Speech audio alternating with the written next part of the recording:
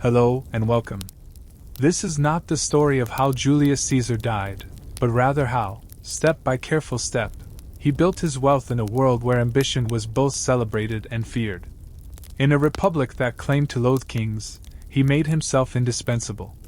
In a society that romanticized old family lands and quiet nobility, he bought loyalty with gold, favors, and spectacle. So, get comfortable, and let history unfold gently, like the slow creak of a wooden door opening to the past. Imagine yourself walking barefoot across uneven paving stones, worn thin from centuries of sandals. You're a young Roman man, a citizen, technically noble, a patrician even, but in this Rome, title means little without coin. Your tunic is modest, your sandals are frayed, and your purse is, well, mostly empty. The sun is already high above the forum as you duck your head past the temple steps. The marble gleams, polished daily by slaves who will never pray here. You avoid eye contact. You walk quickly, because someone is looking for you. Your creditors. You owe more than you own. Perhaps you borrowed to run for office. Or maybe your father did. Perhaps it was for a new roof on the villa. Perhaps it was just for food. It doesn't matter. In Rome, debt follows you. Sometimes literally. A creditor can seize you in public, grab your cloak, drag you before a magistrate. And they often do. The streets around you are loud. Market stalls call out to shoppers, children shout, donkeys bray. But under it all is a different rhythm, the quiet, unending pressure of wealth, and those without it. It's not just you. The entire Roman Republic is thick with debt. Senators owe money to knights. Knights owe money to moneylenders. And even the moneylenders, some of them, are teetering. No one admits it. To admit debt is to admit weakness. To fall behind is to be eaten alive by your rivals. And so, everyone pretends. They throw banquets they can't afford. They buy imported silk when their homes are crumbling. They lend to others money they themselves borrowed. It is a snake eating its own tail. A game of illusion of delay. You take a side street. Quieter. Near the Subura. The buildings lean in over the alley like gossiping old women. Here, in the poorest quarter of Rome, the rich rarely tread. But you know someone here. A man who lends quietly. Not at the market rate. Something gentler. Still exploitative, but he lets you breathe. Sometimes. You knock. Behind the door is shadow. He lets you in. There is no shame in this. At least, not anymore. You've come too many times to feel shame. He scribbles a number on a tablet.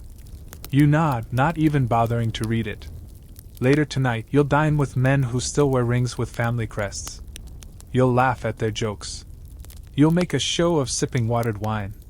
And all the while, you'll feel the weight of this day in your bones. The humiliation. The fear. The never-ending, slow erosion of your pride. This is what it meant to be a nobleman without means. And it's where Caesar began. He was born into nobility, yes. A Julian. Old stock. But his inheritance was thin. His debts deep. His future uncertain.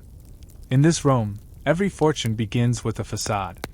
And so, Caesar put on his best toga, practiced his best smile, and began the slow, careful journey toward wealth. Not overnight. Not with a treasure chest or a grand marriage. But with favors. With charm. With risk. And with men like you, who knew how much a loan could cost, and how much more it might earn. Now let us walk a little further down that path. Let us step into the narrow, candlelit rooms of the man himself. Not yet famous. Not yet feared. Just a man with a name, and not enough money to keep it. Now imagine yourself standing on the steps of a modest domus, not far from the Palatine Hill. The streets here are quieter, though still tinged with the rumble of carts, and the smell of cooked oil and sun-baked limestone.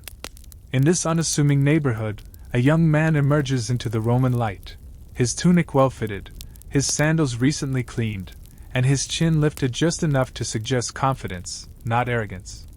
His name is Gaius Julius Caesar. And despite his noble bloodline, Despite the legendary Julian name that traces itself all the way back to Venus herself, here and now, he is no one. At least, not yet. The young Caesar was born into a crumbling branch of the patrician class. The Julii were ancient, but ancientness was not the same as wealth. His father had held modest office, yes, but left him little of fortune or power.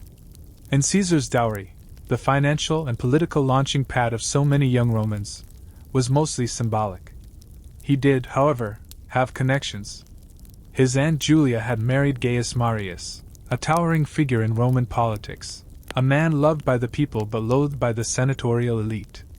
Marius was a populist, and in a Rome teetering on factional conflict, being linked to Marius meant danger. But it also meant potential. As a teenager, Caesar was appointed Flamen Dialis, the high priest of Jupiter. It was a religious role, yes, but also a trap. The position was deeply restrictive. A Flamen Dialis could not ride a horse, could not touch metal, could not sleep away from home, let alone lead an army. It was a gilded cage. Perhaps, some thought, it would keep him out of trouble. But then came Sulla. Sulla, the general turned dictator, purged the city of Marians and their sympathizers. Caesar, with his marriage to Cornelia, Marius's niece, was ordered to divorce her. He refused. That single act, quiet, but defiant, marked him. Not yet powerful, not yet wealthy, but dangerous. Sulla spared his life, reluctantly. There are many Mariuses in that young Caesar, he is said to have muttered. With Rome still under Sulla's shadow, Caesar left the city. He traveled east, first as a soldier, then as a junior officer. There, among foreign coasts and distant outposts, he earned the Corona Civica, a wreath awarded for saving the life of a fellow Roman in battle. This was no mere decoration. It was worn openly, without shame, even in the Senate. A subtle signal. This man had saved another Roman's life. This man had faced death. But it wasn't military glory that Caesar truly pursued. Not yet. It was visibility. So, he trained as an orator. In Rhodes, he studied under Apollonius Molon, a famed teacher of rhetoric. Caesar's voice, naturally soft, was strengthened. His gestures refined.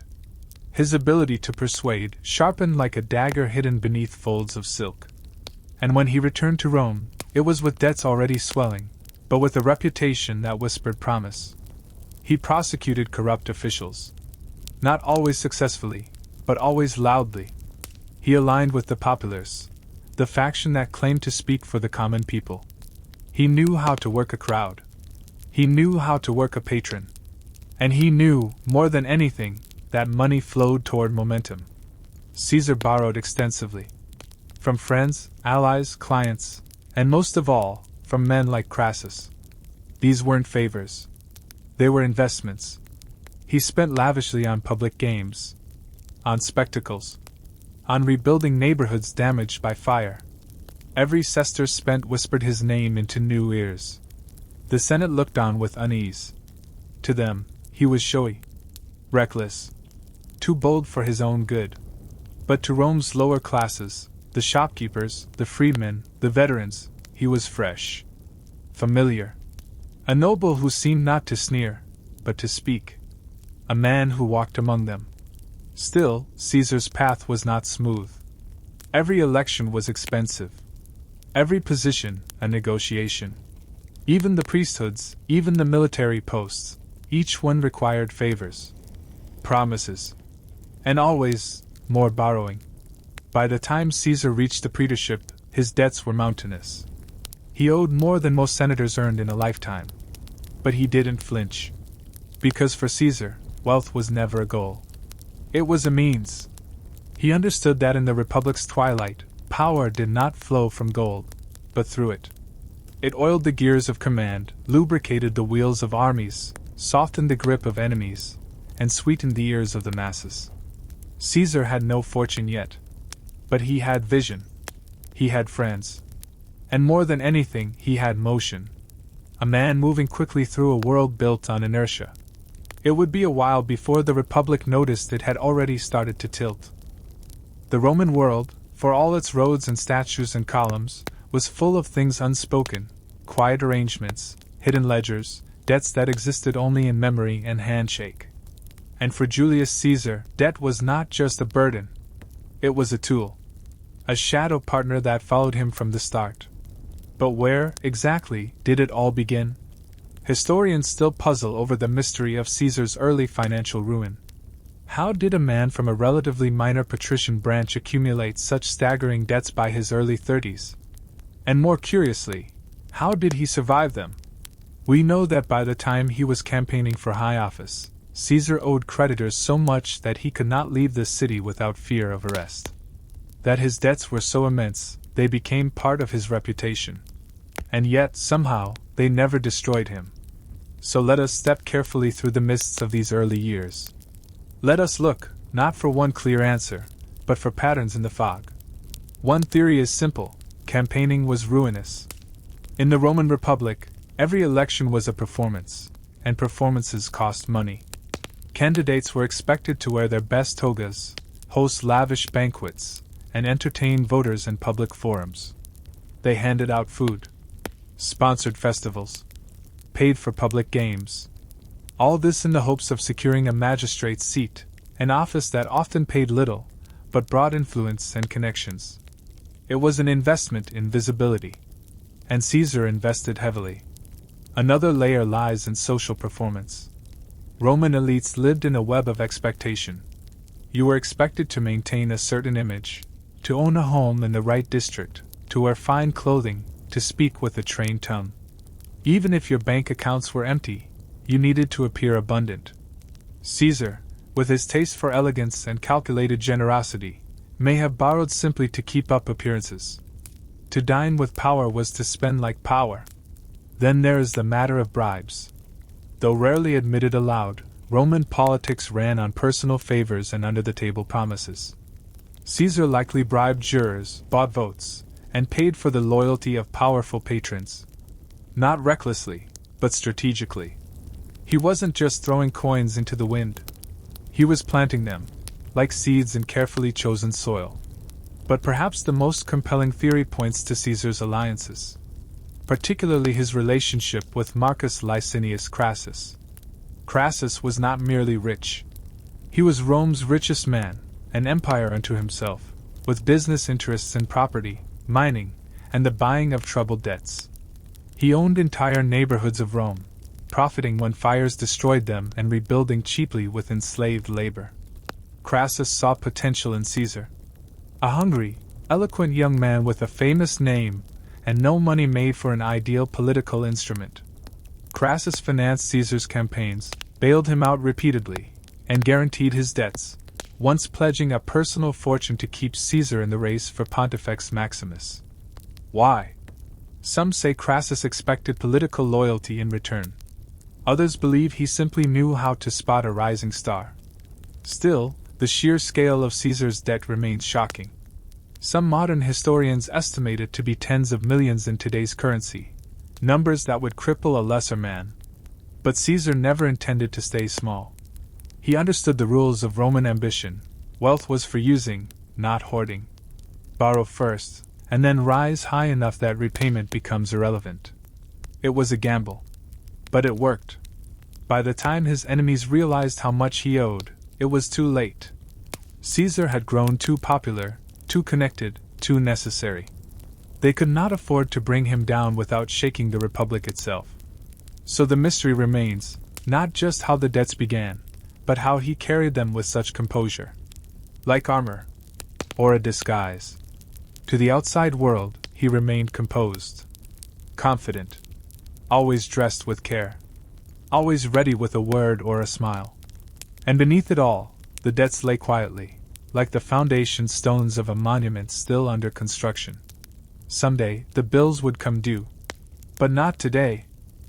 Imagine yourself now walking through the elegant halls of a Roman patrician's home.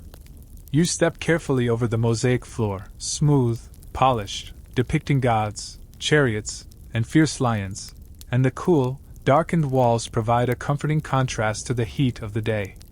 There is a certain quiet here, broken only by the soft shuffle of slaves tending to their duties. The house smells of sweet oil and perfumed incense, carried on a gentle breeze that slips through open windows. The furniture is low but finely made, tables carved from marble, couches piled with cushions. And yet, for all this luxury, you can sense something beneath it. There is an emptiness, a subtle discomfort in the way the house is laid out, in the way the servants move so quietly, in the way the food is served in a constant stream, but nothing ever seems to last. This is Caesar's world. He was born to a family with a name that carried weight, but his fortune did not mirror that name. The Julii were an ancient family, but like many noble families, their wealth had diminished over generations. They no longer lived in sprawling villas or boasted vast estates.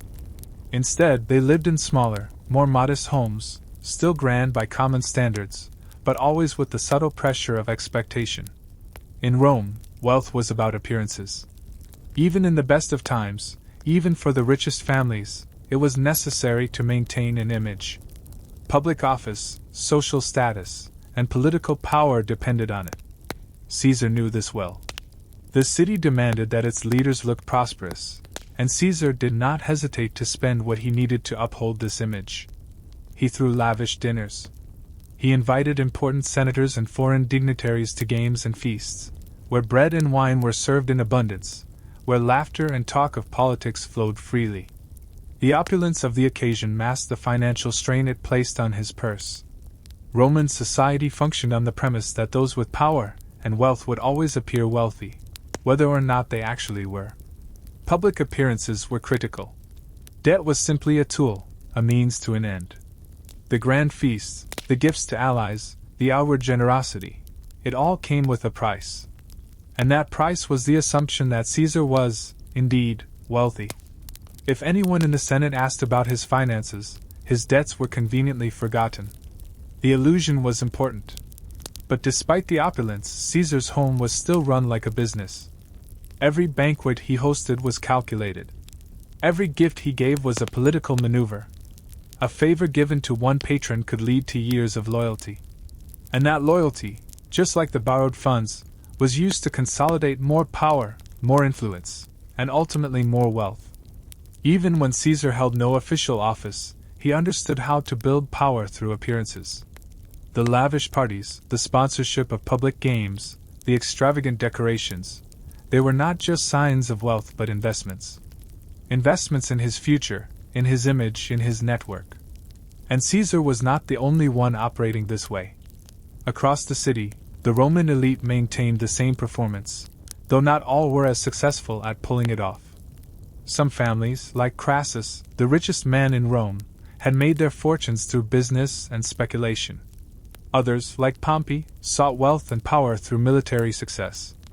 All of them, however, knew that wealth was as much about perception as it was about reality.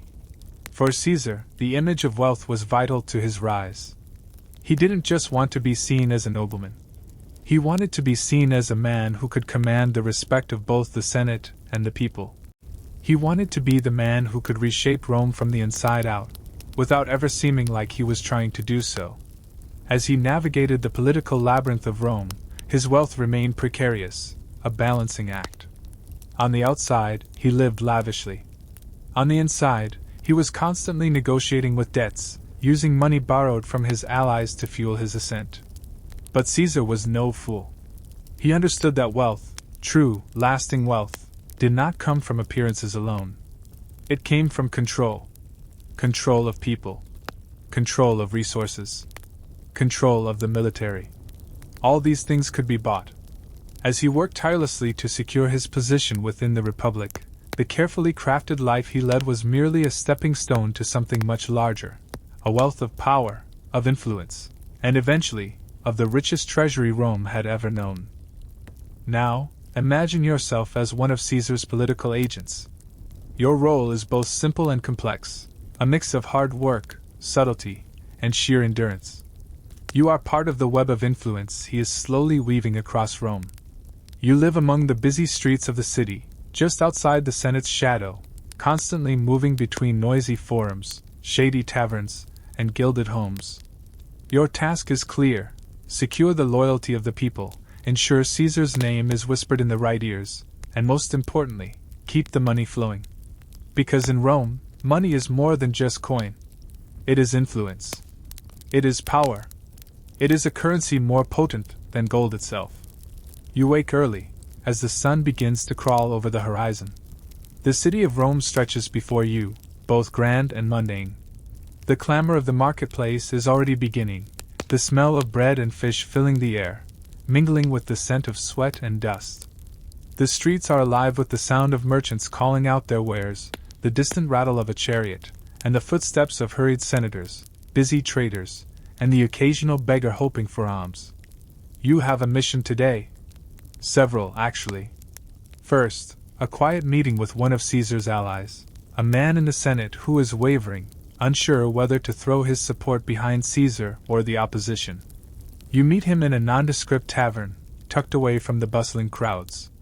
The atmosphere is thick with smoke, the low murmur of conversation and the clink of goblets mixing with the faint sound of an old lute being played. Your conversation is simple, as all such political dealings are. A few well-placed compliments, a whispered promise of support for his future ambitions, and the careful exchange of a handful of coins, money that Caesar's agents use to make friends and keep them. Caesar's influence spreads subtly, through the quiet, almost invisible transactions of everyday life. Afterward, you slip into the forum. The grand marble columns loom overhead, their cold presence a reminder of Rome's ancient power. Here, you'll need to speak to the common people. They, too, are part of Caesar's network. You find a group of tradesmen, gathered around a stall selling fresh figs and olives. They know you. They know Caesar's name. You speak briefly, promising them bread for tomorrow, a promise Caesar is happy to fulfill. In return, they give their loyalty, and their vote. Votes in the Senate come from such quiet gatherings. Caesar knows that. As the day wears on, you attend more meetings, some in private homes, others in the Senate. You whisper your master's name to senators who seem indifferent, and speak of his greatness to those who are already loyal. You are a messenger, a shadow, a subtle force shaping Rome's future. But it is not just politics that consumes your time. The logistics of Caesar's operations are relentless. Money must be moved, papers signed, arrangements made. You and your fellow agents handle it all, ensuring that the right public works projects are built, that games are funded, that supporters are rewarded with land, food, and coin. All this costs, of course. But it buys Caesar something more important: loyalty.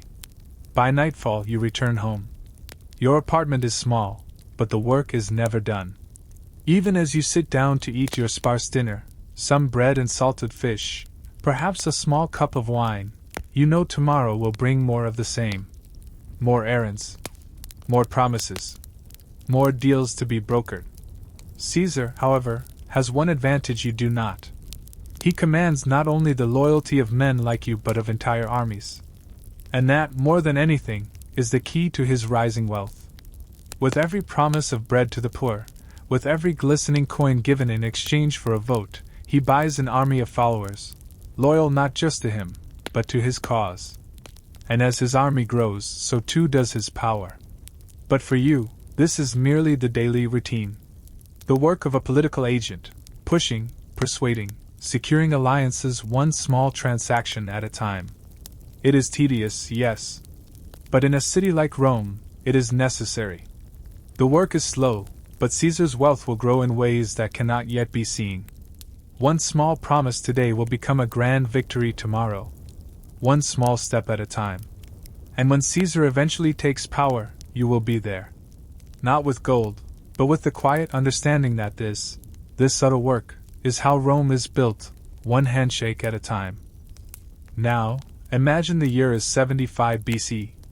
The wind on the open sea is sharp against your skin, the vastness of the Mediterranean stretching endlessly before you.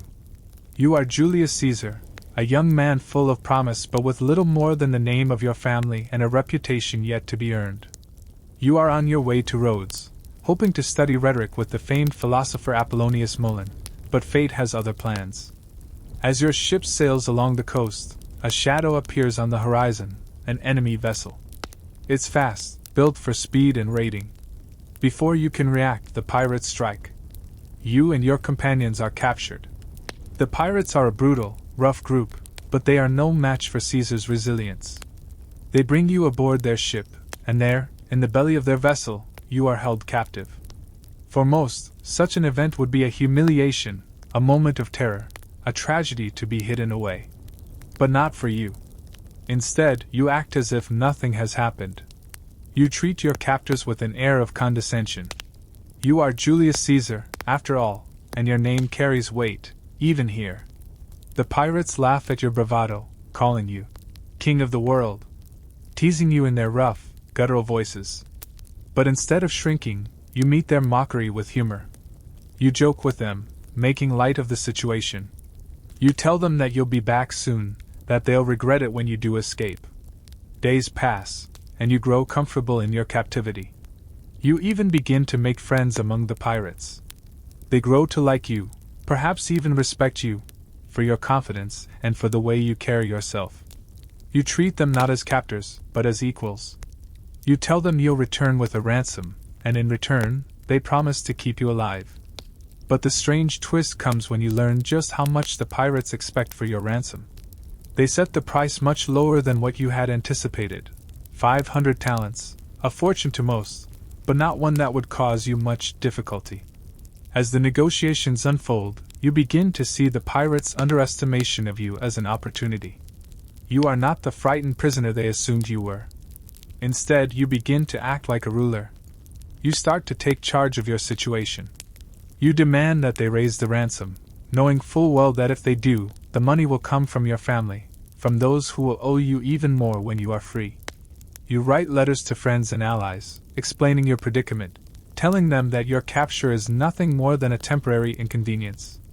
You laugh at the pirates, still convinced that they have no idea who they have truly captured. Finally, when the ransom is paid and you are freed, you do not forget. You return to the pirates, not with gratitude, but with vengeance. You gather a fleet and hunt down the very men who once held you captive, surprising them with a sudden attack. You capture them, and their fate is sealed. They are executed, one by one, in the same way they had once intended for you. This event, this peculiar and seemingly minor episode in your early life, serves as a turning point. It reveals much about you, Caesar. You are fearless in the face of danger, calm under pressure, and shrewd in your dealings. What might have been a simple kidnapping becomes a dramatic narrative that you weave into the fabric of your reputation. You gain a following among the people for your actions, not as a victim, but as a conqueror. The pirates are no longer pirates. They are your first subjects, and their wealth is now yours. It is here, in the belly of the pirate ship, that Caesar's character begins to crystallize. He learns not only to survive, but to thrive in the most unexpected circumstances. He becomes more than a young man with a name. He becomes a symbol of calculated strength, of triumph over adversity, of a future that, while uncertain, is within his grasp. The story of your capture and escape is quickly whispered through Rome. It is not the story of a man who was caught and humiliated.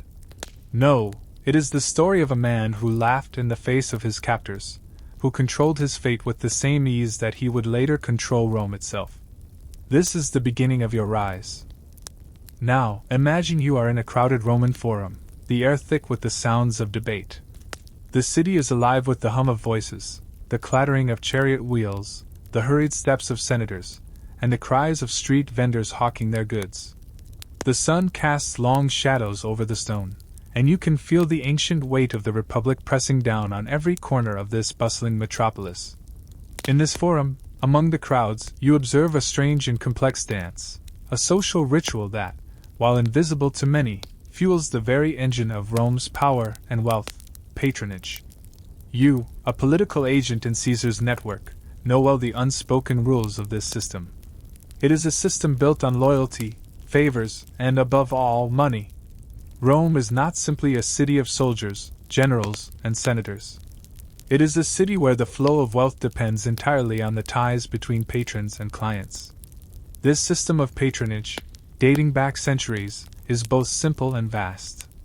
In theory, a patron is someone of high status, usually a senator, a wealthy merchant, or, in Caesar's case, a powerful general or public figure.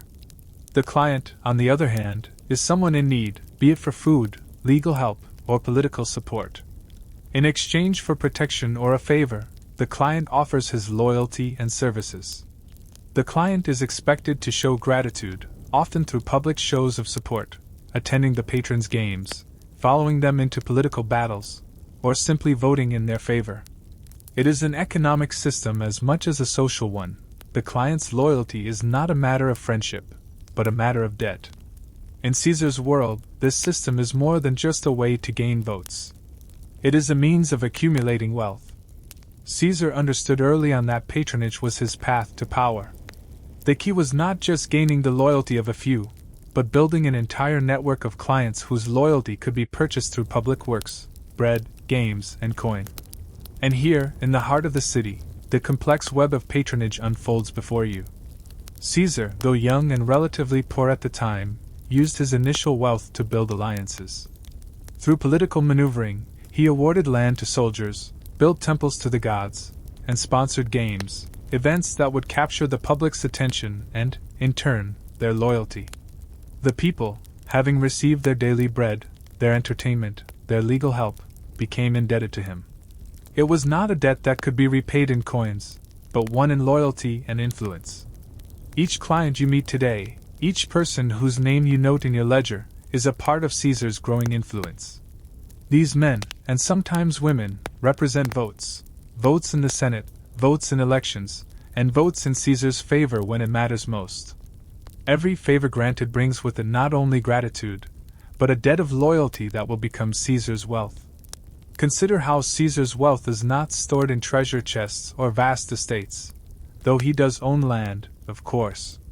His wealth is stored in the loyalties he accrues, in the political deals he brokers. Caesar does not simply control a set of lands, he controls people. And in the Roman Republic, controlling people, whether through public office, military command, or client networks, is a far more valuable asset than any physical possession. You walk past a fellow political agent, his face weary but content, holding a small coin and exchanging it with a man in the crowd. This is the cost of loyalty. This is how Rome's most powerful men maintain their influence. A coin passed here, a favor offered there, and suddenly, you have the ear of a senator, or a general, or a king. But the rewards are never instant.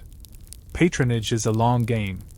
It requires patience, foresight, and an understanding of human nature. Caesar has all of these qualities. He will spend years cultivating relationships, making promises, and setting the stage for his political ascent. His wealth is not built on rapid conquest or easy victories, but on a steady accumulation of support, one client at a time. As night falls, you reflect on the day's work. Caesar's growing network of clients will make him an unstoppable force. The path to his wealth, his true wealth, not in gold, but in loyalty, is now paved with the debts of those he has helped, those who owe him far more than money. Patronage is the true engine of Roman power, and Caesar is learning to drive it with unparalleled skill. As the shadows lengthen and the sun sinks below the horizon, you find yourself walking along a quieter street of Rome, beneath the grand columns of the temples and the high walls of the richest villas. Tonight you are not thinking of Caesar's ever-growing web of political alliances or the growing weight of his fortunes. Tonight you are thinking of another man, another force in Rome's economy, one whose wealth dwarfed Caesar's, but whose path to fortune was not so distant. Marcus Licinius Crassus, known to many as the wealthiest man in Rome, held a very different key to wealth. While Caesar built his empire slowly, through patrons and the loyalty of the common people, Crassus had the advantage of hard cash. Unlike Caesar's public works and political debts, Crassus amassed his fortune through investments in real estate, banking, and most famously, his control over the slave trade. Rome's aristocrats, like Caesar, were always focused on maintaining an image of grandeur. But Crassus wasn't concerned with appearances. He wanted control over the infrastructure of Rome, over the cities, over the people themselves. In fact, Crassus' greatest fortune began with a simple, though brutal, opportunity: fires. As Rome expanded, its densely packed neighborhoods were often set ablaze, sometimes by accident, sometimes by malicious intent. Buildings constructed of wood were vulnerable, and the fires spread quickly. Crassus saw an opportunity. Rather than passively waiting for fires to burn through the city, he bought up properties at dirt-cheap prices after the fires had devastated them. But the real money came from his firefighting services. Crassus would dispatch his own men to the scene of a fire, only to refuse to put it out until the owner of the property agreed to sell it to him at a reduced price. He was a man who, through sheer ruthlessness, capitalized on Rome's very disasters. While others saw destruction, Crassus saw business. As you walk deeper into the city, the contrast between Caesar and Crassus becomes clearer. Caesar, though born into a noble family, had little by way of tangible assets when compared to Crassus. He relied on patronage, spending money to build loyalty, influence, and power. But Crassus had something else entirely. He had capital, the cold hard cash that could manipulate the market, that could bend political fortunes, and that could buy anything from land to slaves to influence. And yet, despite Crassus' enormous wealth, there was something empty about his power. He had no vision of reform or revolution. He simply sought to amass more and more wealth, through ruthless business practices, political deals, and merciless actions. His fortune was built on opportunity, on capitalizing upon Rome's needs, upon disasters, and upon his ruthless ambition. This stark contrast between the two men highlights something crucial in the Roman world. Money could be made in 100 ways. Some did it through land. Others through conquest. Some through craft and politics. And some, like Crassus, made their wealth in the shadows of others' misfortune. Yet it was Caesar, not Crassus, who would rise to the greatest heights. Why? For one, Caesar's wealth wasn't about gold. It was about loyalty. It was about people. He was able to build his fortune and his future on something that Crassus never seemed to understand: vision. Caesar didn't just buy land or slaves. He bought alliances, he bought loyalty, and in doing so, he would soon eclipse Crassus in the eyes of Rome's citizens. In truth, Crassus may have been Rome's wealthiest man. But Caesar, through his relationships, his ability to make use of others, would soon surpass him in power. But this isn't the end of the story, of course. The winds of history would soon shift. Crassus' wealth would not guarantee his future. And Caesar's ambition would lead him to the inevitable clash with Crassus' other political ally, Pompey. It would be a combination of wealth and people, of strategy and foresight, that would give Caesar the edge, and ultimately, the fortune that the Senate and the people would come to fear. As the cool evening air settles in, you can almost hear the distant sounds of Rome at work, deals being struck in dark alleys, coins being exchanged in grand halls, and men like Caesar, Crassus, and Pompey positioning themselves for what would soon become a war, not just for money, but for control of a crumbling republic. The sun has barely risen, casting a cold, pale light over the dense forests and muddy roads that stretch ahead. You are a soldier under Julius Caesar's command in Gaul, a province on the fringes of the Roman Empire. The air is heavy with the scent of wet earth, damp clothes, and the faint aroma of wood smoke from the campfires that are already being extinguished. You are tired, but you know the day ahead promises more marching, more fighting, and more hardship. The camp is a hive of movement, soldiers preparing their weapons, tending to their horses, and getting ready for the day's march. There is a rhythm to it, a mechanical, almost comforting routine. The clink of armor, the rustling of cloaks, the soft murmur of men speaking in low tones, the occasional shout from a centurion to maintain order. It's all you know now. The constant march, the long hours, the endless waiting. You eat breakfast quickly, perhaps some hard bread and a few pieces of salted meat, nothing more than what's necessary to fuel you for the grueling day ahead. There are no luxuries here, no time for pleasures. Your stomach is often empty, but you've grown accustomed to the gnawing hunger. In these camps, the days pass by in a haze of exhaustion, the sound of marching feet, the clatter of metal against metal, and the distant echo of the drums signaling the start of another campaign. Caesar's army is disciplined, but the conditions are far from ideal. The terrain is difficult, muddy, uneven, filled with treacherous hills and narrow paths that make progress slow. Every step is a slog through deep mud or over rough ground, your boots sinking with every step. When you're on the move, there's little time to rest. The constant movement from one camp to the next wears on you, but the idea of resting in the wild with no protection or supplies is enough to keep your feet moving. The weather adds to the misery. In the mornings, the cold is biting, a chill that cuts through even the thickest of cloaks. As the day drags on, the heat becomes oppressive, the sweat that beads on your forehead stinging your eyes. The nights are no better, wet, uncomfortable, and spent on the hard, unforgiving ground. There are no proper beds, no softness to sleep on, just the rough, cold earth beneath you. The sounds of the battlefield are familiar to you by now, the clashing of swords, the screams of men, the sound of heavy footsteps as soldiers move into formation. Every battle is a brutal reminder of the stakes of Caesar's ambition. You fight not for glory, not for honor, but for survival. Some of your comrades are better equipped for war, more experienced, more skilled in battle. But the overwhelming sense is that you are part of a machine, one that grinds on relentlessly.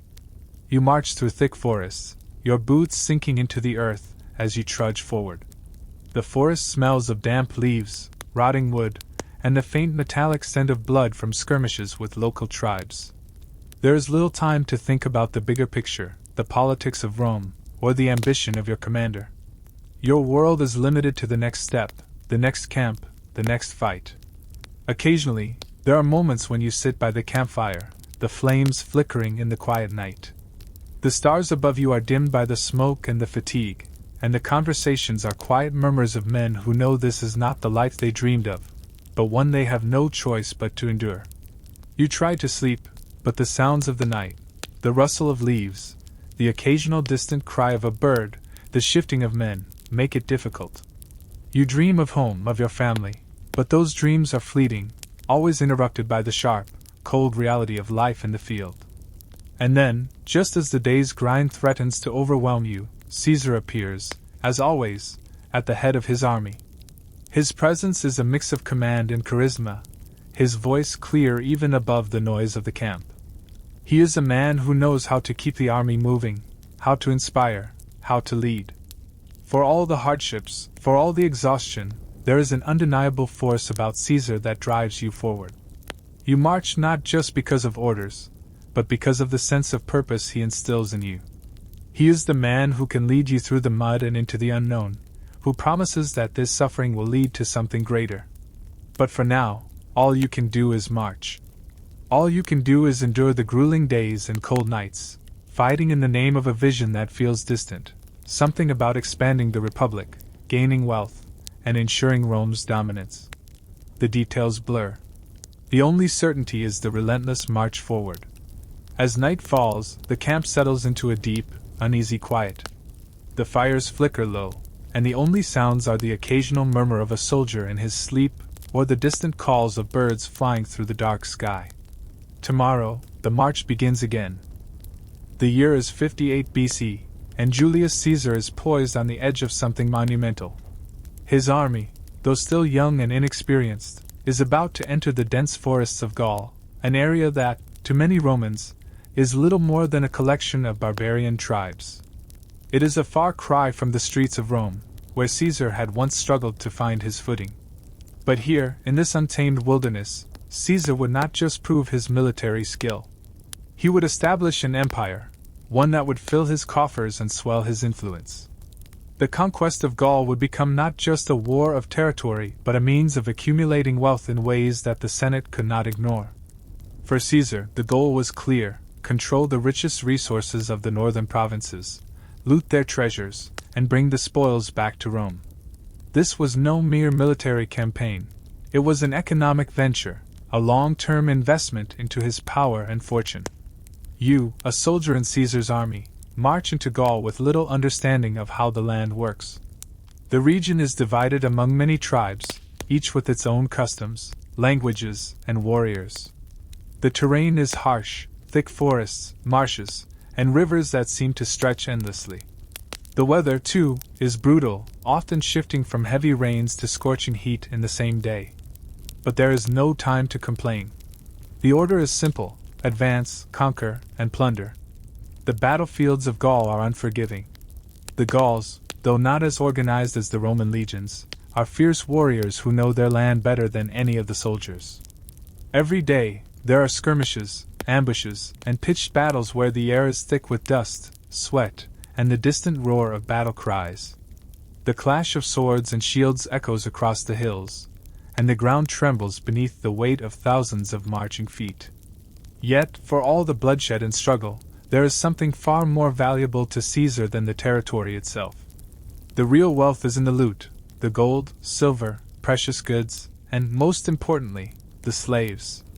As Caesar pushes deeper into Gaul, he captures cities, loots temples, and sends crates of plunder back to Rome. With each victory, his treasury grows, and his influence expands. But it's not just material wealth that Caesar is after. It is the loyalty of his soldiers. By rewarding them with loot, rich spoils of war, he ensures their unwavering commitment. Each soldier who survives the campaign will return to Rome not only richer but grateful to their commander, a feeling that Caesar will later leverage when the political winds turn against him. Caesar's army is his most valuable asset, and he treats them with a care that is both pragmatic and paternal. He knows that as long as they are fed, well equipped, and promised rewards, they will fight for him until the end. The conquest of Gaul becomes an ATM, each battle feeding into a system of financial gain for Caesar. But unlike other generals who may have hoarded wealth, Caesar uses his riches to purchase loyalty. The campaign is long, stretching over 8 years. With each year, Caesar's fortune grows, as do his enemies. The Senate watches from Rome, uncertain of how to deal with the power Caesar is accumulating. But for now, they are quiet. The plunder that Caesar sends back, heaps of treasure, hundreds of prisoners, and countless goods, keeps them silent. From the forests of Gaul to the great Roman cities, Caesar's name begins to take on a new weight. The wealth he is accumulating through conquest is so vast that it becomes a topic of rumor, speculation, and envy. Back in Rome, whispers begin. Caesar, they say, is becoming too powerful, too rich, too dangerous. But for now, Caesar's eyes are focused on one thing: finishing the campaign. The tribes of Gaul are resilient, but they are no match for the might of the Roman legions. Caesar's reputation grows not just as a military genius, but as a man who can make money through war, who can turn the tools of empire into tangible wealth for himself, his soldiers, and his political machine. And through it all, the soldiers march on. You march with them, through forests, across rivers, over hills. Your feet grow sore, your body covered in mud, and the weight of your armor feels heavier with each passing day. But as Caesar's fortunes grow, so too does your belief in him. You are not just fighting for Rome. You are fighting for Caesar. Every victory brings you closer to the rewards he promised: land, wealth, and a future that is no longer dependent on the whims of the Senate. But while you focus on survival, Caesar's gaze is already turning back to Rome. The riches of Gaul are simply the beginning. What is truly valuable now is the loyalty of his army, and the wealth he can use to buy influence back home. The plunder of Gaul will be the foundation upon which Caesar builds his future. The Roman Senate may yet underestimate him, but they cannot deny the fact that Caesar has already become something more than a general. He has become a man who has learned how to turn the chaos of war into fortune, for himself, for his men, and for the future of Rome. As the days turn into months, and the months into years, the campaign in Gaul gradually winds down. Caesar's soldiers, once weary from the constant marches and bloody battles, now move with a sense of victory, their boots softened by the wealth they have looted and the riches they have sent back to Rome. But amid all this success, there lies an unresolved mystery: what happened to all the plundered wealth? The treasure, the gold, the precious stones, these were not mere trinkets. These were riches that had once belonged to the tribes of Gaul, the rulers of distant lands, and even the gods they worshipped. Caesar, ever the strategic leader, knew that the spoils of war were not just a means of rewarding soldiers. They were power. The wealth he amassed was a form of political currency, one that could secure his position, silence his critics, and strengthen his control over Rome. Every city Caesar captured, every tribe he defeated, added to his growing fortune. Gold was melted down into coins that would later be spent in bribes or rewards. Silver was hoarded and transported to Rome. Artifacts, rare textiles, and statues of gods were sent back to the capital to remind the people of the might of Caesar and the wealth that flowed to him through conquest. But the true extent of Caesar's plunder is shrouded in mystery. While Caesar himself kept meticulous records of his victories, it's difficult to track exactly where all of the wealth went. Some, of course, was used to fund Caesar's own lavish games and public spectacles, gladiatorial contests that would win him favor with the masses. Some was given to his soldiers as part of the spoils, ensuring their loyalty and morale.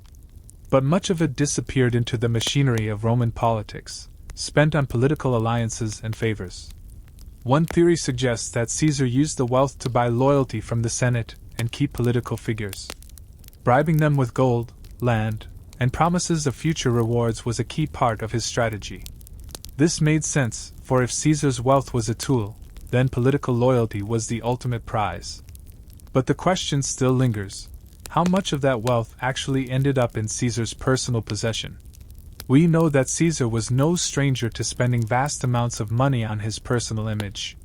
His political rivals often accused him of living beyond his means, though they were never able to fully prove whether he was spending his own wealth or using the plunder from Gaul to fuel his ambitions. The wealth of Gaul may have been the engine that powered his political machine, but it was also the fuel that kept his image burning bright. There are whispers that some of the wealth from Gaul was hidden away, secret stashes, concealed in remote villas or locked away in personal safes. Caesar was careful with his wealth. After all, a man who could control the resources of an empire needed to maintain a certain degree of secrecy about his fortune. Perhaps, even after he was assassinated, the full extent of his personal wealth remained hidden, lost in the dust of history. In some accounts, Caesar's financial success is linked to his ability to control Rome's grain supply, an essential resource for the city. Grain, along with other forms of wealth, would have been a source of immense power. By controlling the grain trade and guaranteeing the populace's sustenance, Caesar could ensure his power among the people and, by extension, his ability to wield influence in the Senate. But with all the rumors and speculation, we'll never know the true fate of Caesar's fortune. Some say that his wealth was simply absorbed into the imperial treasury after his assassination, especially after his heir, Octavian, took control. Others believe that some of it was used in the struggle for control between Caesar's political allies and his enemies, until it eventually filtered down to Augustus, the first emperor of Rome. Perhaps the wealth didn't need to last. Perhaps, like the victories he won, it was only ever meant to be a means to an end, a way to gain loyalty, to control Rome, and to position himself as the leader of a rapidly changing world. But as you lie here, drifting off to sleep, you are left with a question that no historian can answer. How much of Caesar's wealth was truly his own, and how much was simply the residue of an empire built on conquest? It is one of the many mysteries that lie buried in the annals of Roman history, like the ruins of Gaul, like the gold that Caesar sent back to Rome, like the name of a man who never stopped moving forward, building, amassing, until he had all that he wanted and more. The sun is low, casting long shadows over the sprawling estate that you manage for Julius Caesar. The land stretches out before you, dotted with rows of crops, vineyards, and scattered olive trees, symbols of wealth, but also of labor. You are a slave overseer, tasked with ensuring that the men and women under your command work efficiently, that the estate runs smoothly.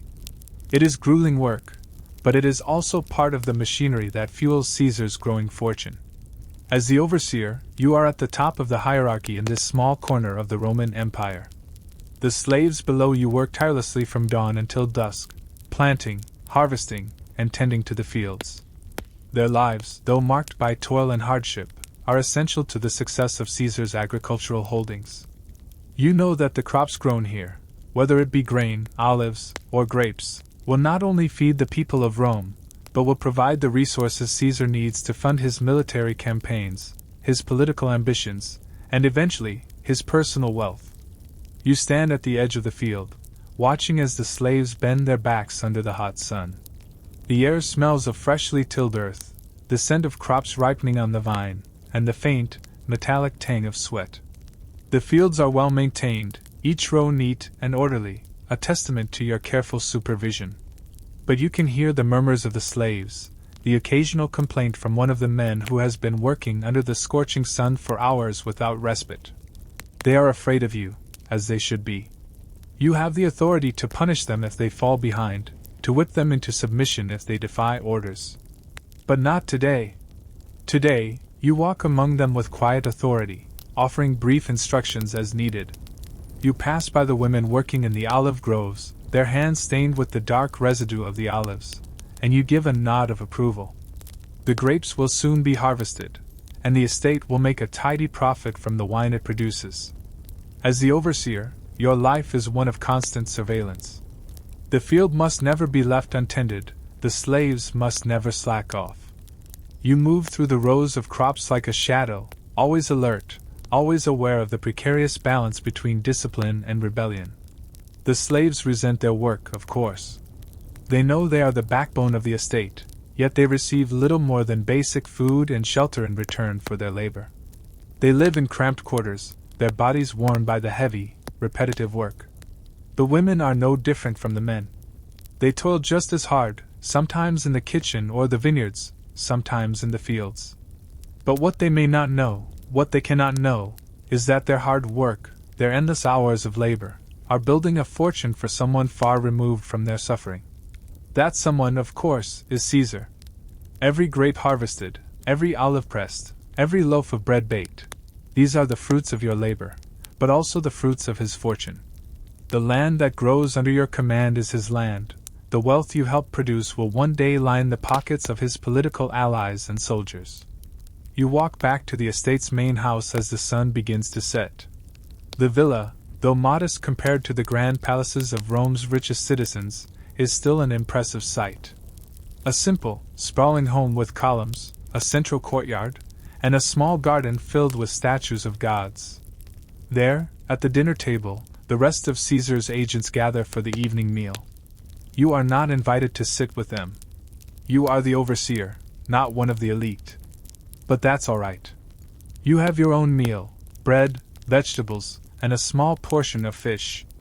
Simple fare, but adequate for someone in your position. As you eat, you think about the future. The estate is profitable, but it's a slow process. The profits from grain and wine will help fund Caesar's political career, will fill the coffers that will eventually pay off the debts of his army.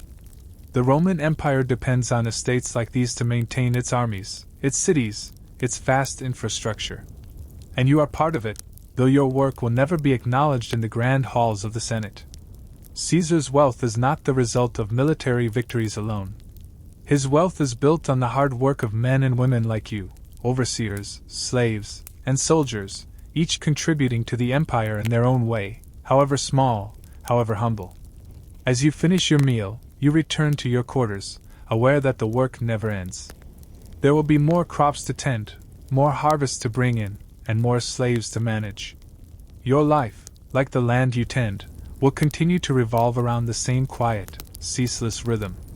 But through it all, you know that you are a cog in a much larger machine, a machine built by Caesar and his wealth. Tomorrow, the work begins again. The air in Rome is thick with tension as the year 60 BC approaches.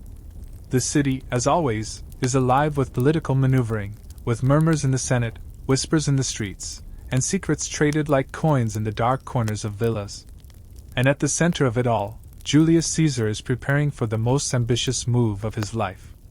You are a political agent in Caesar's camp, a quiet observer to the unfolding drama. Caesar is already well known. His name is spoken in hushed tones in the Senate and among the people, but his wealth and influence are still growing, slowly but steadily. His military victories in Gaul have filled his coffers, but his true wealth will come not from soldiers or campaigns, but from a more subtle source: alliances. Caesar is about to make one of the most important decisions of his life, to form the first triumvirate, a political alliance with two men who are as ambitious, if not more so, than he is. These men, Pompey Magnus, the celebrated military general, and Marcus Licinius Crassus, the wealthiest man in Rome, represent two forces that will catapult Caesar into the heart of Roman politics. Pompey is the military hero, his fame built on the conquest of the East, where he defeated pirates and brought wealth back to Rome. Crassus, on the other hand, is the financial giant, the man who controls Rome's wealth and resources. Together, they are a perfect blend of military might and financial power. Alone, they are formidable. But together, they are unstoppable. The triumvirate is not a formal alliance, nor is it approved by the Senate. It is a quiet agreement, a partnership based on mutual benefit and shared interests. In the streets of Rome, it is an open secret. In the Senate, it is a dangerous game. The alliance allows Caesar to bypass the Senate's restrictions, to gather strength, and to amass even more wealth. Caesar, with his political cunning, realizes that wealth is not just about treasure, it is about control. And control comes through the purse strings. With Pompey's military might, Crassus' wealth, and Caesar's political savvy, the triumvirate becomes a force to be reckoned with. They pool their resources, their political influence, and their military power to dominate Roman affairs. It is a carefully crafted financial machine, one that will allow Caesar to finance his future plans. As a political agent in Caesar's camp, you watch the alliance grow. Caesar and Pompey, once political rivals, now stand shoulder to shoulder, their political ambitions aligned. Crassus, though perhaps the most reluctant of the three, sees the benefit of this partnership. After all, it gives him influence over the Senate and a way to extend his wealth through Caesar's actions. The cash flow generated by this alliance is staggering. Caesar, once strapped for money, now has the backing he needs to continue his campaigns in Gaul and beyond. Crassus, ever the businessman, ensures that Caesar has the resources he needs, in return for promises of land and favor. Meanwhile, Pompey secures political support for his military ambitions, while Caesar offers them both a public face, a representative who can speak to the people, build their trust, and most importantly, ensure that the wealth they all seek keeps flowing into their hands. You, as one of Caesar's trusted agents, see firsthand the quiet exchanges, the letters signed, the meetings held in dimly lit rooms, the promises whispered between the three men. As you watch them work, you realize something. This is not just a political alliance. This is Caesar's financial engine, one that will allow him to fund his campaigns, reward his loyal supporters, and build a fortune that no one in Rome can ignore. The triumvirate makes it easier for Caesar to gather wealth. He has Pompey's soldiers to back him, and Crassus's resources to fund him. What was once a struggle to maintain his image now becomes a machine that runs smoothly. Every grain of gold, every piece of land, every favor granted is part of the slow, steady march to power. But Caesar is no fool. He knows that while the triumvirate is strong, it is fragile. Pompey and Crassus both have their ambitions, Pompey with his desire for military glory, and Crassus with his lust for even more wealth. They are not his friends. They are his allies, but that is a tenuous relationship at best. Caesar must keep them satisfied, keep them in line, all while using them to secure his own future. The wealth he acquires in this alliance is not merely for personal indulgence.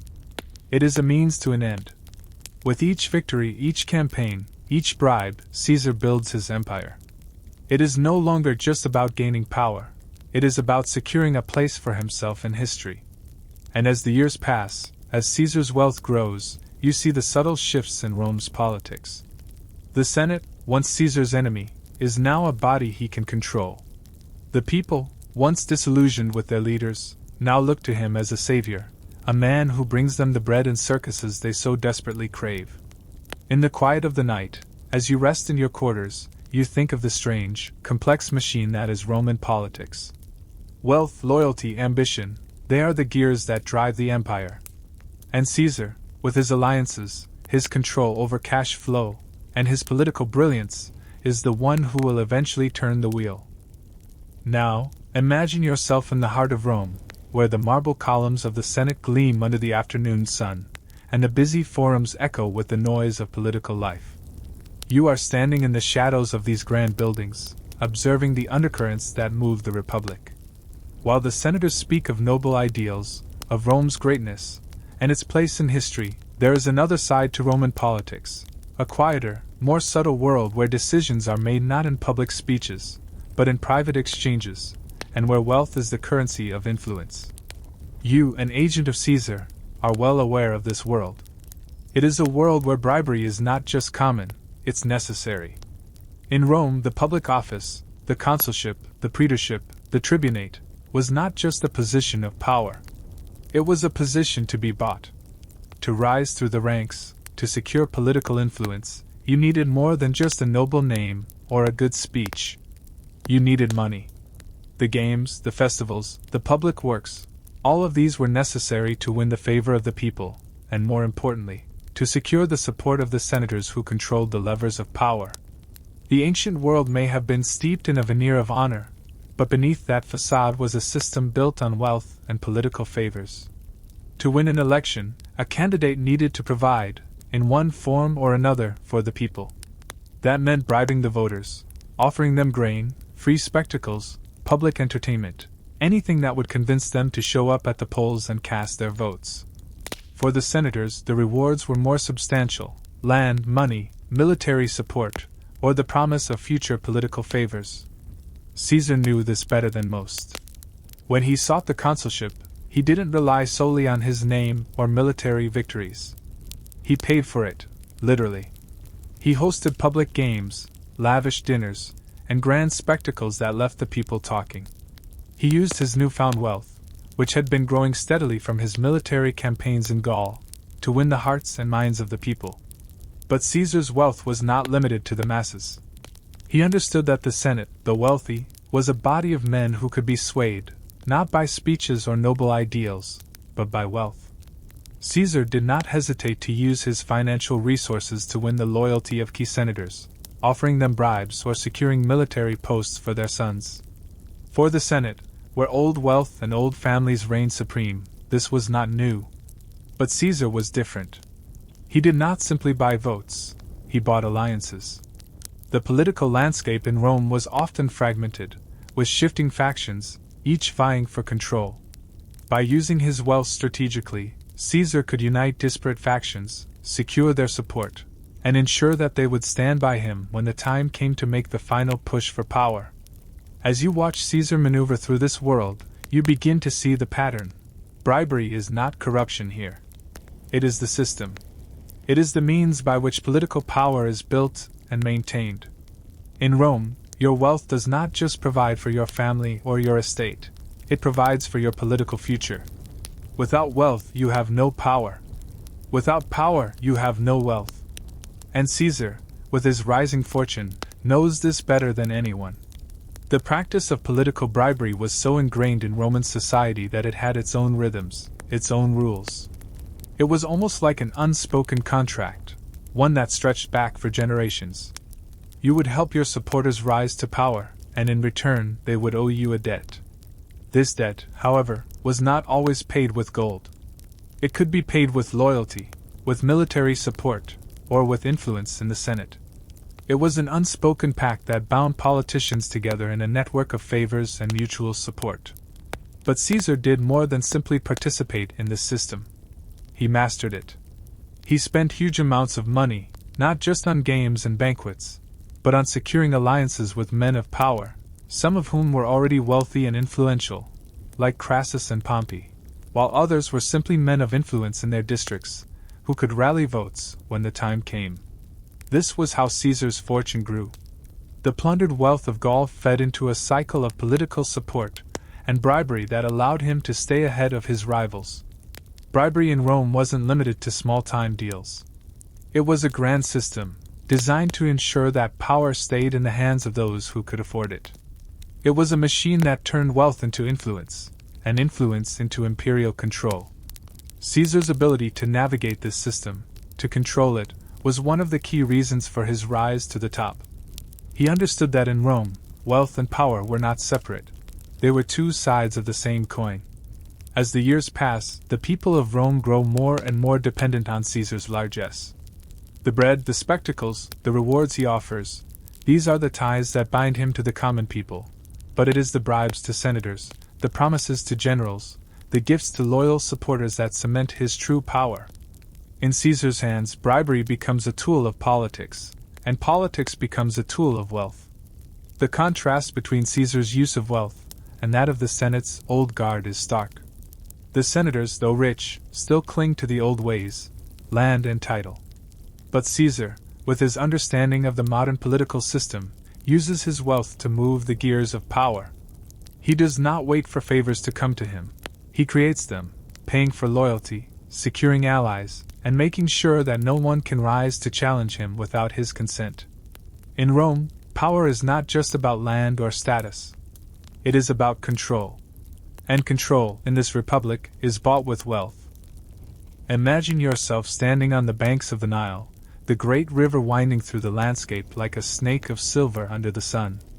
The heat is intense, but the air carries the scent of something more: luxury, opulence, and the unmistakable fragrance of power. You are in Alexandria, the heart of the Egyptian world, a city that pulses with riches from every corner of the globe. The contrast between Caesar's wealth, built through conquest and politics, and Cleopatra's wealth, rooted in ancient Egypt's vast resources and political control, is striking. The wealth of Egypt is not just material, it is deeply tied to culture, land, and the divine. Cleopatra's reign, though politically tenuous, rests on a foundation of ancient riches, handed down from the pharaohs, and fueled by the wealth of the Nile Valley, where the land is fertile and the crops abundant. You stand in the royal palace, surrounded by marble floors and golden accents. The walls are adorned with intricate mosaics and carvings depicting gods and goddesses, their eyes watching over the people of Egypt. Cleopatra, the last ruler of the Ptolemaic dynasty, presides over this world with grace and authority, though she is acutely aware that her reign is threatened both by the forces within Egypt and by Rome's growing influence. She needs Rome's support to secure her throne, and that is where Julius Caesar enters the picture. Caesar, ever the ambitious politician, understands the significance of Egypt's wealth. To control Egypt is to control grain, and to control grain is to control Rome's food supply, the key to Rome's survival and prosperity. Caesar does not simply see Cleopatra as a lover or a political ally. He sees her as a means to secure his future. Egypt, with its wealth, is an essential piece in the puzzle of his rise to ultimate power. Cleopatra, on the other hand, understands that her hold on Egypt depends not just on the loyalty of her people but on the support of Rome. She has no true army of her own capable of defeating her enemies within Egypt, let alone outside. But with Caesar by her side, she can leverage Rome's military strength, which has already begun to extend its reach across the Mediterranean. Caesar, ever the calculating strategist, sees in Cleopatra a rare opportunity, one to secure both her loyalty and the riches of Egypt. The relationship between Caesar and Cleopatra is more than just romantic. It is a strategic partnership.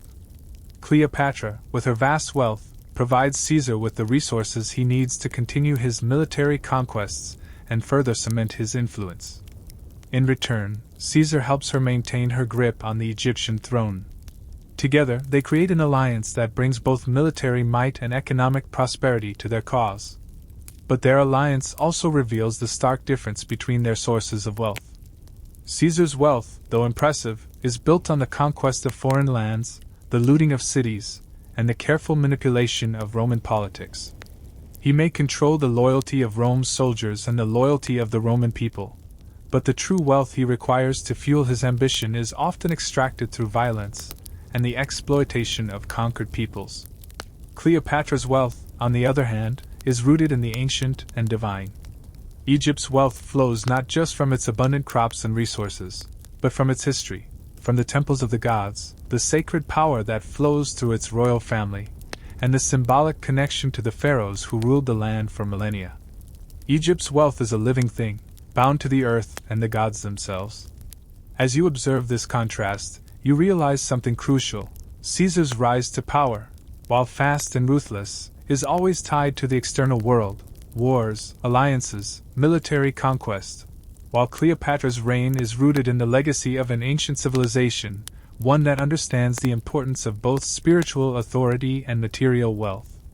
Caesar's wealth may be vast, but Cleopatra's wealth is different. It is not just money, it is the very heart of an empire that has stood for thousands of years. She is the last pharaoh, a living link to an ancient world of gods and kings. Caesar may have money, but Cleopatra has history. In this grand contrast, you begin to see the nature of their relationship. Cleopatra is not just Caesar's lover, she is his key to Egypt's riches that, unlike the plunder of Gaul or the spoils of war, are rooted in stability and continuity.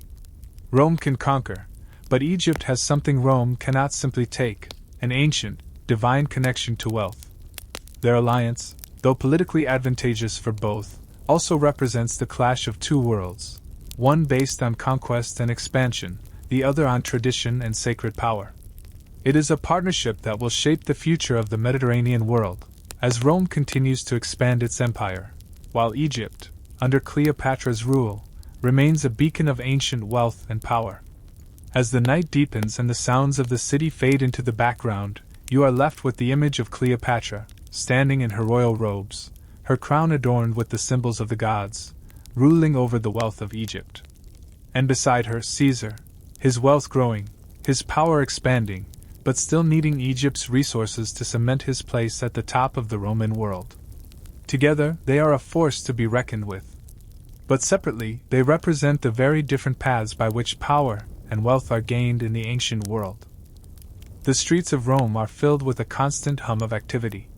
The sounds of chariots rolling over the cobbled streets, the cries of merchants selling their wares, the laughter and chatter of the masses, all blending into the chaotic rhythm of the city. But today is different. Today, the air feels charged, as if the very fabric of Rome is alive with excitement. The people, plebeians and patricians alike, gather in the large, open spaces near the Forum, awaiting the grand spectacle that Caesar has promised. You are among the crowd, your eyes scanning the area as the anticipation grows. The sound of drums fills the air, and soon, the grand procession begins. The streets are lined with statues, flags, and the symbols of Roman power. The people cheer as Caesar's lictors, dressed in their ceremonial robes, move through the crowd. And then, Caesar appears, standing tall in his ceremonial purple robe, the laurels of a victorious general crowning his head. His presence commands attention, even from the thousands who crowd the streets. This is the reality of Caesar's wealth. He is not just a military commander or a politician. He is a showman, a man who understands the power of spectacle. And with wealth flowing in from his conquests in Gaul, from his allies, and from his political maneuverings, Caesar has the resources to create grand spectacles that will secure his popularity among the Roman masses. The people may not always understand the intricacies of politics, but they know how to cheer for a spectacle, how to react to a display of wealth and power. Today, the spectacle is a gladiatorial games, a display of martial prowess, blood, and honor. But this is no ordinary event. This is a show designed to demonstrate Caesar's power over life and death itself, to remind the people of his generosity, and to remind the Senate that he is the man who can command not just soldiers, but crowds. As the games unfold, you watch the gladiators, some skilled, some new, all eager to prove themselves, fighting in the sand, the roar of the crowd rising and falling with every strike. Caesar spends enormous sums to ensure these events are spectacular. Not only does he provide the weapons, the arena, and the gladiators themselves, but he also arranges for special effects, exotic animals brought in from distant lands, mock naval battles fought in flooded arenas, and reenactments of famous battles. Each event is designed to leave an impression on the people, to create an image of Caesar as the great benefactor, the protector of Rome. As you watch, you see the crowds on the edges of the arena, their eyes wide with awe, their faces flushed with excitement. For the common Roman, these games are more than just entertainment, they are a means of survival. The bread that Caesar promises to provide, the rewards given to his loyal supporters, and the games that grant temporary escape from the hardships of daily life, they all come together in one moment of collective joy. The spending is lavish. Hundreds of animals are slaughtered in the arena, exotic beasts such as lions and elephants, creatures the people of Rome rarely see, making the spectacle even more impressive. Every moment is carefully orchestrated, from the gladiators' entrance to the dramatic final battle. Caesar, sitting above the crowd, watches with satisfaction as the games unfold, knowing that each event is buying him something priceless: loyalty. But the costs are staggering. The games are not just a political tool, they are an investment. The money that Caesar spends on these public spectacles ensures that his popularity remains high, that the people of Rome will continue to cheer for him, that his name will be associated with generosity and greatness. It is a calculated move, designed to buy the support of the plebeians, the common people, who often have little to their name but the entertainment Caesar provides. You see Caesar's agents moving through the crowd, their faces serious, ensuring that every corner of the spectacle runs smoothly. Some of them are checking the distribution of food, making sure that every Roman citizen gets their daily ration of bread. Others are ensuring that the seating is orderly, that the spectacle remains unchallenged, and that the senators are properly positioned for maximum effect. As the games draw to a close, the people of Rome cheer for Caesar. Their chants fill the air, their hands raised in praise.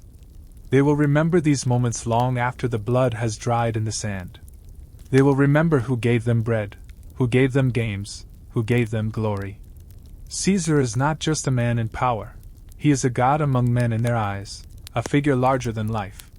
His wealth is not just a measure of money, it is a measure of control over the people's hearts and minds. But for Caesar, this spending is more than just a political tool. It is a reflection of his understanding of the people. He knows that Rome's citizens, though they may not have land or wealth, are always hungry for something more: bread, entertainment, and status. And Caesar, with his immense wealth, can provide all of this. As the final moments of the games unfold, and the crowd begins to dissipate, you step back, taking in the scene. You feel the weight of what you've witnessed. For Caesar, these public spectacles are not just about showing power, they are about consolidating it, about ensuring that the people of Rome remain loyal to him, about keeping the Senate at arm's length while maintaining the image of the generous ruler.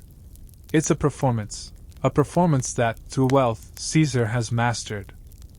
The city of Rome has changed in ways that few could have predicted.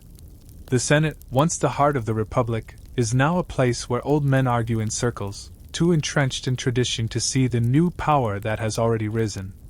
Julius Caesar, once a political outsider, now sits at the very top of Roman authority, his influence as solid as the marble pillars of the Senate itself. But for all his popularity among the people, the Senate remains a hostile place.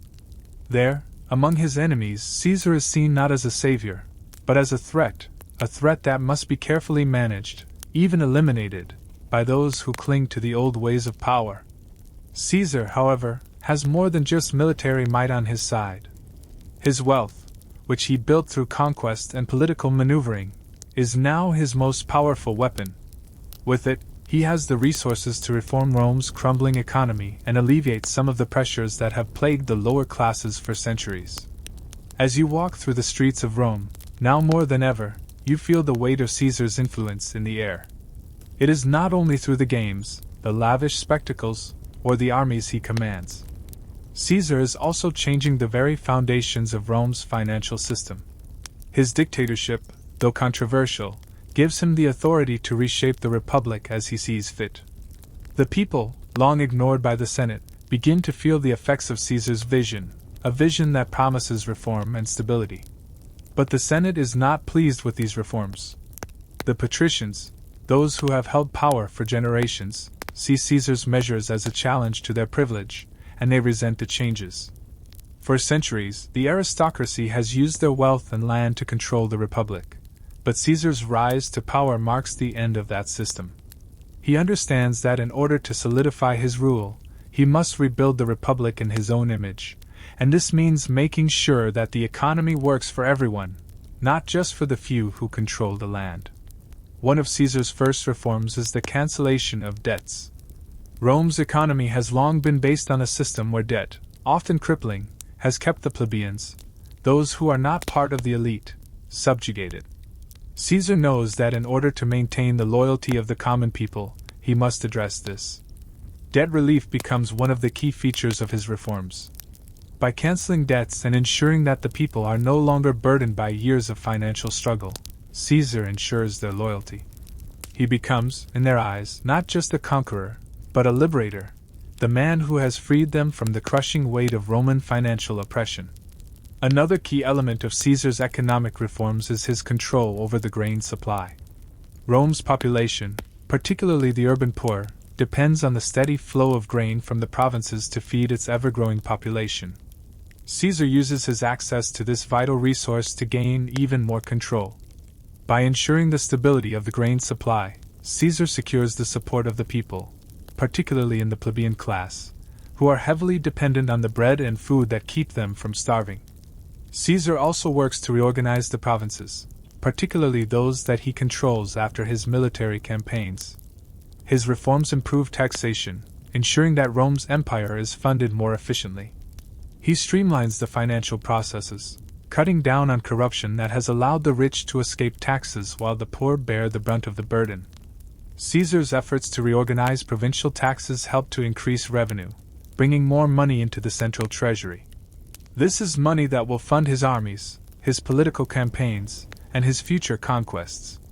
Despite the successes of these reforms, Caesar's actions are not universally loved. The old elite are enraged by his changes, and their displeasure only grows as Caesar's power continues to increase. The Senate, in particular, sees the debt cancellations as an affront to their own wealth. The aristocrats fear that Caesar is destroying the very fabric of Roman society, upsetting the established order that has served them for so long. But Caesar, ever the pragmatist, knows that he needs the support of the people to maintain his power. His reforms are not about altruism, they are about control. By providing debt relief, securing grain supplies, and reorganizing the empire's finances, he binds the people to him. He understands that the economy is the key to everything, and as long as he controls it, he controls Rome. As Caesar's reforms take root, you can see this shift in the city. The lower classes are now more loyal to Caesar than ever before. They see him as their protector, the man who has freed them from financial servitude. The Senate, however, is becoming increasingly alarmed. The balance of power has shifted. The elite, who once controlled the fate of Rome, now find themselves in a position of weakness. Rome, under Caesar, is no longer the same. The Republic, though still technically in place, is now in the hands of a single man. His reforms have paved the way for a new kind of government, one that prioritizes control over the plebeians, wealth over land, and order over tradition. Caesar's dictatorship is transforming the very nature of Roman power. As you walk through the streets of Rome, observing the changes, you can feel the growing tension. The people are happy, perhaps too happy, but the elite are furious. The stage is set for the final act of Caesar's rise, and it will be a dramatic one. The Republic may be dying, but a new Rome is being born. And in the heart of that new Rome stands Julius Caesar, the man who has reshaped not just the political landscape, but the very economy of Rome itself. The night falls over Rome, and the city is still, the gentle murmur of the streets fading as you settle into the silence that only comes after the chaos of the day. Yet, despite the stillness of the evening, the mystery of what happened to Caesar's wealth after his sudden death in 44 BC lingers in the air like a shadow, hidden yet undeniably present. Caesar, the man who once held the keys to Rome's power, military, political, and financial, was gone. Stabbed in the Senate by the very men who once called him their ally. But in the wake of his assassination, a question that no historian can definitively answer remains: what happened to all the fortune that Caesar amassed during his life? You walk through the dimly lit streets, feeling the weight of the question as it presses against your thoughts. Caesar's wealth was vast. He had looted provinces, received tribute from conquered lands, and used his patronage system to accumulate enormous wealth. Gold and silver, rare gemstones, land, and even exotic treasures, Caesar had everything. He was not only the most powerful man in Rome, he was one of the wealthiest. But when he died, his wealth didn't just disappear. In fact, it became part of a larger, more intricate battle, one that would decide the future of Rome itself. His fortune, both material and political, was a prize for those who survived him. The first question, of course, is where did Caesar's wealth go immediately after his death? One of the most immediate beneficiaries was Octavian, Caesar's adopted heir, his grandnephew, who would later take the name Augustus. As Caesar's political heir, Octavian inherited not just his name, but also his power, his military legions, and his financial resources. The treasury that Caesar had amassed was placed under the control of Octavian, allowing him to secure his grip on Rome's future. Yet, how much of Caesar's personal wealth passed directly to Octavian is unclear. Many of Caesar's estates and properties, as well as his valuable holdings, were likely transferred to him, but the true extent of this transfer remains shrouded in secrecy. There is another possibility. Caesar's wealth could have been distributed through his will to various friends, allies, and supporters. His will, which has been partially reconstructed by historians, reveals that he left significant amounts to the Roman people. He bequeathed money to the citizens of Rome, offering them rewards to secure their loyalty in the face of his death. These acts of generosity were, however, also a means of maintaining control over the populace. His massive public works projects, including the founding of temples, the distribution of land, and the funding of military campaigns, all required vast sums of money that came from his wealth, now carefully funneled into the coffers of Rome's future rulers. Some of Caesar's wealth may have been hidden, secret stashes of gold and treasures, tucked away in villas or hidden throughout the empire, waiting to be discovered by those who would follow in his footsteps.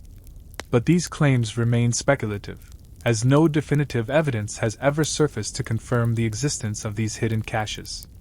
If they did exist, they were likely redistributed in ways that we can only imagine, either by Octavian or by the men who fought for control of the empire after Caesar's death. The greatest mystery, however, lies in Caesar's political fortune. His loyalty network, those men and women who owed him their success, their land, and their power, was a wealth of a different kind. Patrons, soldiers, allies, and even entire provinces owed Caesar their allegiance, and in the wake of his death, these loyalties quickly shifted. Some of his supporters, like Mark Antony, who had been Caesar's second-in-command, sought to maintain control of his wealth and power, while others, like Octavian, moved swiftly to claim it for themselves. What happened to Caesar's personal finances, his personal property, his private estates, and the treasure he had accumulated from his military conquests? How much of it remained intact? Did it fall into the hands of his enemies? Did the wealth that had been so carefully collected during his life serve its intended purpose in the hands of those who followed him? For Octavian, Caesar's fortune was both a political and military asset. It provided the financial foundation for his rise to power. With it, he could secure the loyalty of Rome's soldiers and senators, fortifying his position as the most powerful man in Rome. Augustus, as Octavian would later be called, used Caesar's fortune as the key to his imperial control. But even as Augustus claimed Caesar's wealth, the question remains, how much did Caesar truly possess? The wealth Caesar amassed was legendary, but the historical record is fragmented, and much of what he owned was either claimed by his heirs or simply absorbed into the empire's coffers. The treasures he sent back from Gaul, the gold from Egypt, the spoils of war from his campaigns, all of it became part of a larger system of wealth, one that continued to flow even after his death. For now, the wealth Caesar accumulated during his life, whether it was transferred to his heir, hidden away, or dissipated among his loyal followers, remains an unsolved mystery. The empire, for all its wealth, would never again see the kind of financial and political concentration Caesar achieved. His wealth was, in many ways, his power, an unmatched tool that allowed him to reshape Rome, to defy its political structures, and to lay the groundwork for a new form of government. And though his life was cut short, the wealth he created lived on, influencing the future of Rome for generations to come. As you walk through the night, the question lingers, did Caesar's wealth truly belong to him, or was it just a temporary accumulation, a brief flash in the long history of Rome? The answer may never be fully known. But one thing is clear, Caesar's fortune, both in gold and in loyalty, was instrumental in the creation of the Roman Empire. The moon rises over the city of Rome, casting a pale light across the ancient buildings and roads. As you stand amidst the grand architecture, you can't help but feel the weight of history, a history that has been shaped, in no small part, by the wealth and ambition of two men, Julius Caesar and his heir, Augustus. Caesar's death in 44 BC left a void that, for a brief moment, threatened to rip Rome apart. His wealth, his power, his influence, they were too vast to ignore. Caesar had transformed Rome, reshaping it from a republic into something more personal, more centralized, and more ambitious. But in death, that vision was far from complete. Caesar's wealth, built on military conquest and political alliances, was never truly secured, not for his lifetime, not for his legacy. Now, as you walk through the streets of Rome, you see the changes that have taken place since Caesar's assassination. The city is larger, grander, and more organized. The Republic's days are behind it. The Senate, though still in place, has become a shadow of what it once was. The power that once lay in the hands of a few aristocratic families is now controlled by a single ruler, the first emperor of Rome, Augustus. Unlike his great-uncle Caesar, Augustus, formerly Octavian, understands that wealth must not just be accumulated, but preserved. Where Caesar used his fortune to expand his influence and tear down the old systems of Rome, Augustus uses his vast resources to build, to consolidate, and to ensure that his reign will be stable for years to come. While Caesar's wealth was used as a tool for political power and immediate change, Augustus's wealth is used as a tool for long-term governance. He does not wish to be seen as a conqueror, a military dictator like Caesar. Instead, he wants to be seen as the restorer of order, the protector of the Roman people. The wealth that Caesar accumulated is no longer just about conquering new lands, looting provinces, and securing military victories. Augustus uses the resources at his disposal to create a new system of governance, one that ensures the wealth remains concentrated in the hands of the imperial family. He uses Caesar's fortune to build public works, to fund the military, and to give generously to the Roman people through lavish entertainment and rewards. He does not merely rely on military conquest. He creates stability through an economic system that rewards loyalty and consolidates power. While Caesar's wealth was often spent to win the loyalty of the masses, Augustus understands that true power lies in maintaining that loyalty. He does not seek the same kind of dramatic, populist spectacle Caesar employed, but instead quietly secures his position through a system of patronage that ensures the loyalty of Rome's elite, the Senate, and the army.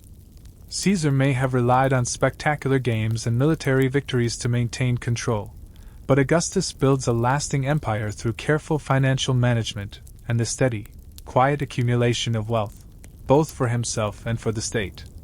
Caesar's wealth was part of his personal ambition, but Augustus's wealth is part of his empire's legacy. The wealth that Augustus inherits from Caesar is used to create a stable financial foundation for the empire that he will rule for decades. Augustus uses the funds he receives to fund the creation of monumental architecture, such as the Forum of Augustus, and to build infrastructure that will help unify the empire, roads, aqueducts, and public buildings. As you stand in the shadows of the great buildings that Augustus erected, you realize that while Caesar's wealth was spent on the immediate goals of military conquest and political power, Augustus' wealth was used to lay the groundwork for a future where Rome would not only survive but thrive. Caesar's empire was one built on power seized through war and political manipulation, while Augustus' empire was built on control of wealth, control of politics, and control of the people. Caesar may have been the man who set the stage for Rome's transformation, but it is Augustus, Caesar's adopted son and heir, who ensures that the wealth and power gained through Caesar's campaigns are preserved, managed, and built upon.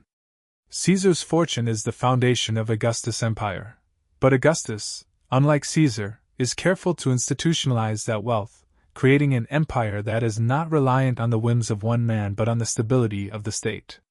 In the years that follow, Augustus ensures that the wealth of Rome continues to flow, not through reckless spending or grand gestures, but through careful governance.